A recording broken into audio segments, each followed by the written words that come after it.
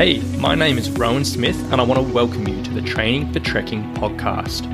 Now, this is the world's very first podcast which is entirely dedicated to helping you train, prepare and conquer your upcoming hike, trek or mountain adventure. So once a week, I'm going to be giving you quality and practical information on the subjects of physical preparation for trekking, dealing with altitude and nutrition on the trail, so you can know everything you need to be doing to have the best chance of a safe, enjoyable and successful adventure.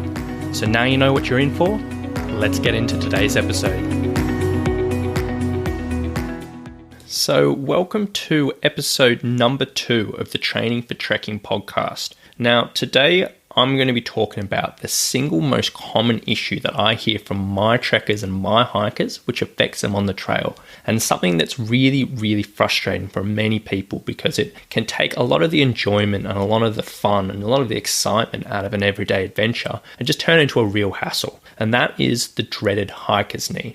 Now, in all honesty, probably about 3 out of 4 trekkers that come to see me that I talk to on a daily basis suffer from some type of knee pain on the trail, particularly when you're going down hills. Now, the reason why this is so common is because when we're hiking and trekking and when we're walking downhill, the knees can take a whole bunch of force. In fact, when we're going downhill, it can take up to 6 times more force than you would usually when you're walking on the flat. And considering there's so many of these extended descents when we're going on these beautiful trails, it's no wonder the knees take a bit of a battering. And then this is also not even considering the fact that you've got load on your back. So every extra kilo that you carry, either in body fat or on load on your back, puts a really highly disproportionate amount of extra force onto your joints, and particularly your knees and your feet.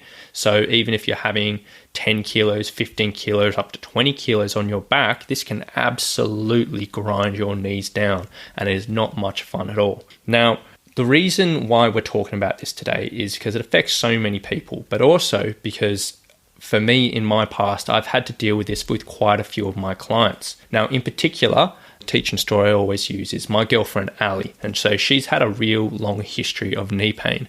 So she grew up as a dancer, she grew up as playing a lot of netball, which is probably the worst thing in the world for many people's knees, and she's dealt with quite a few knee issues throughout her life. Now, a few years ago before we got together, she went over to Nepal and she did part of the Annapurna circuit. She had a really good time, absolutely enjoyed herself. But I think when she was coming down from Poon Hill, she was starting to get some really bad pain in her knees. So she was already tired, she was fatigued, and then just going on this extended descent, she was really suffering. And in her words, as she was going through, it got so bad that she was literally crying on the way down. And that whole excitement and beauty of that adventure over the years has really been clouded in just that memory of just really hating her time going downhill. And then when we first got together and we went on our first hike together, and we're in the beautiful Kringai Chase National Park near my home. We did this beautiful trail, which is the Jerusalem Bay Track, which was about 14 kilometers. And it was absolutely lovely. We were a little bit unconditioned, so by the end we were pretty tired. But unfortunately, the very last kilometer of that track is this disgusting access road, which is probably about 30 degrees, concrete road just straight down. And at this stage, I didn't really know about her history of knee pain. She didn't have any trekking poles. She hadn't really done any training. And she was in agony going down that. And we had to basically walk her down backwards. I had to hold her arm, take about half her body weight. And it took us a long time to get down. So seeing I knew what to do to fix this. So, I did it every day. I dealt with hikers and trekkers, and I've been a trainer for many years. I was sort of made it my mission that I was like, hey, Ali, I'm going to fix this for you.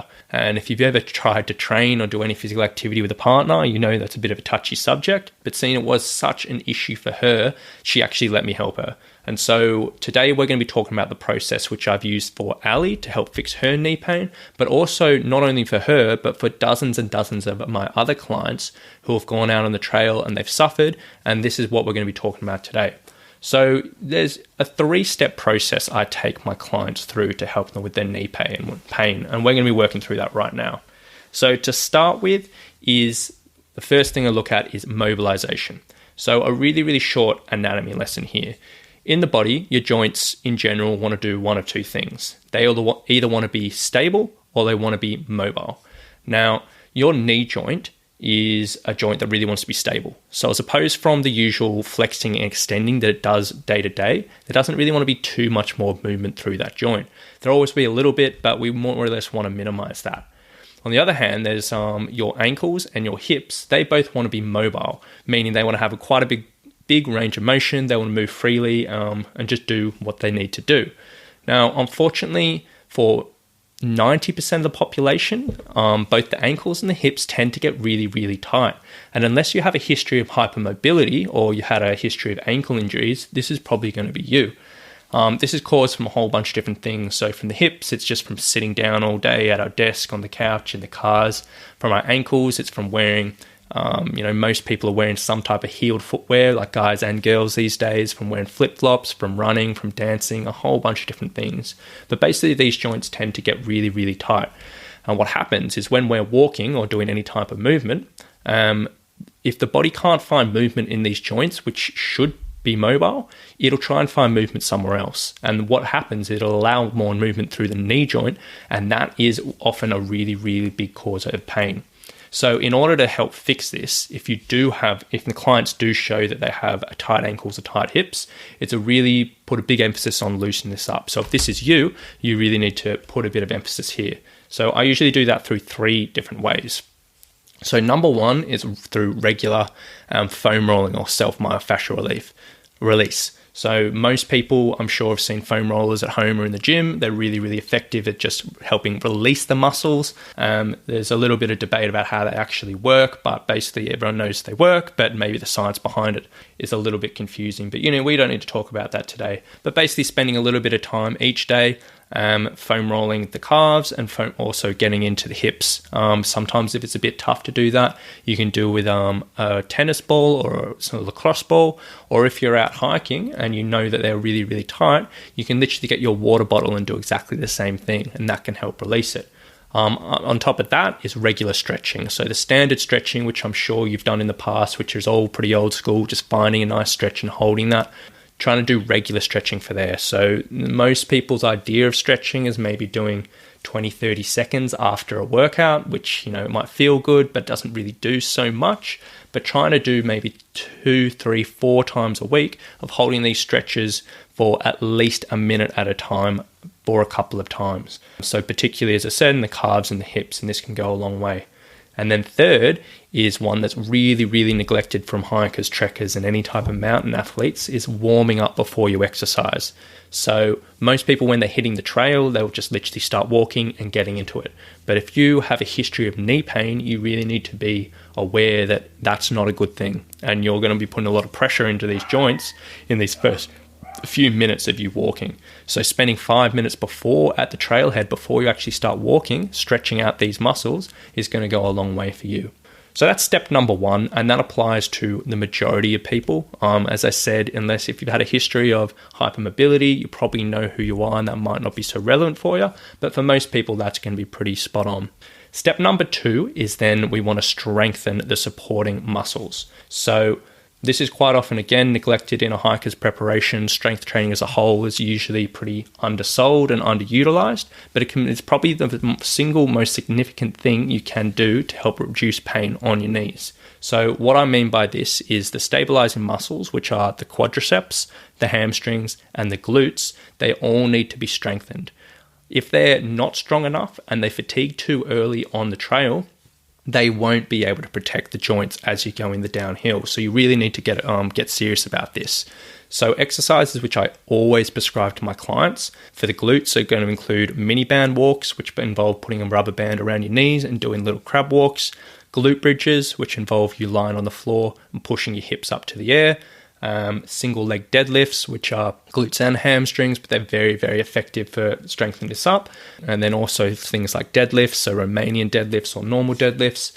And then when we're looking at our quadriceps, doing things like squats, lunges, step ups, step downs are probably one of the single most effective exercises for this. And yeah, really, really trying to strengthen up these joints. Now, one thing I will say is quite often people who don't have so much experience training in the gym, if they do go to the gym, they might see the leg extension machine and be like, look, this is going to be really, really good for me to strengthen up my quads.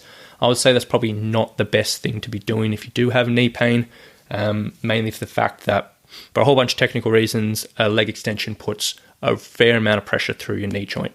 And if you're already suffering from pain, it might not be the best idea for you. So just be wary of that.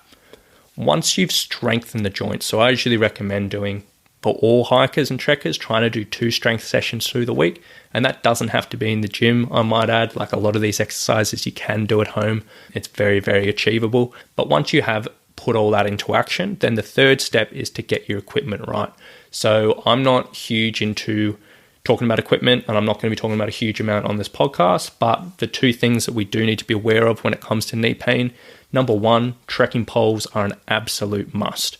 Now, trekking poles are good for a whole bunch of different reasons, but specifically for your knee pain. They've been shown to take up to 30% of the pressure off your knees when you're walking downhill, which is absolutely huge. And that in itself is complete justification why you should be using them. Also, they've been shown to improve your movement efficiency when you're going uphill.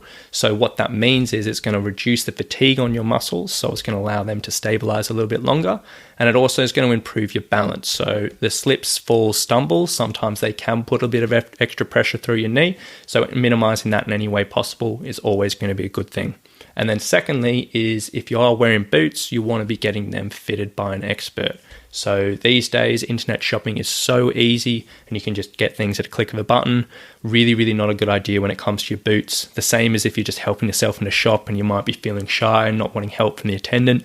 100% speak to someone, because even the slightest misfit of your boot can really, really put big repercussion through your body. So 100% get on that. So that's the 3-step process I usually go through my clients. Obviously, that type of stuff isn't a magic bullet. It's not going to happen straight away. Mobility and strength in particular does take consistency and time to develop. The equipment stuff you can put into place pretty quickly, and it can make a really big difference.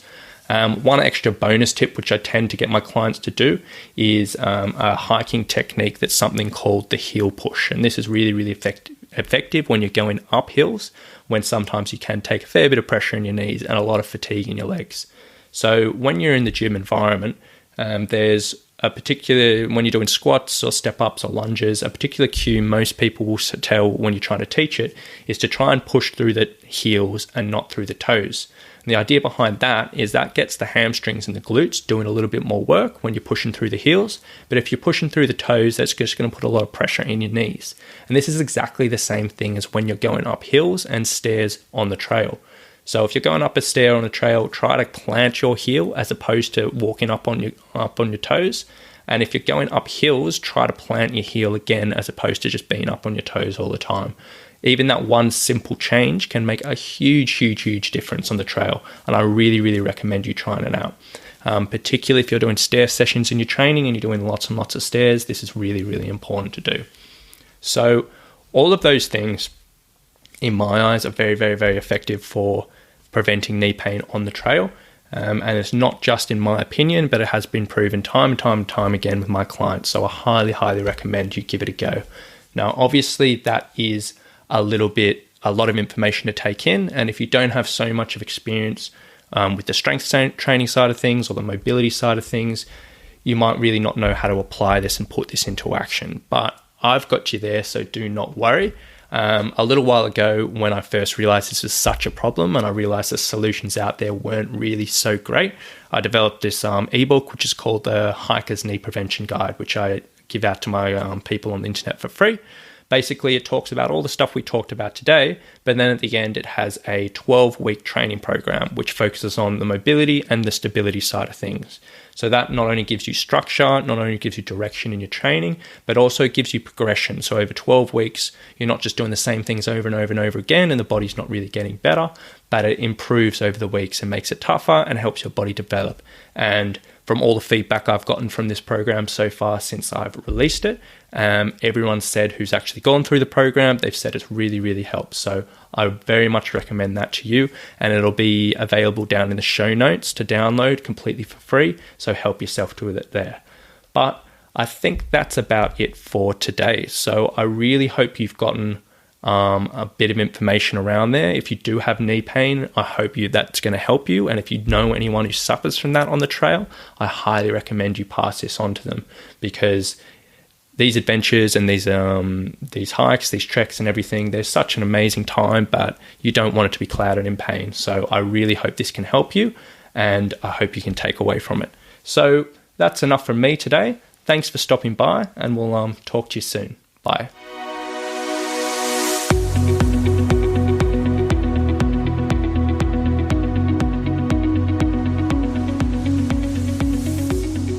You've been listening to the Training for Trekking podcast. So if you've enjoyed this episode, please remember to subscribe, rate, and review us in iTunes. So thanks for getting involved, and we'll see you on the next one.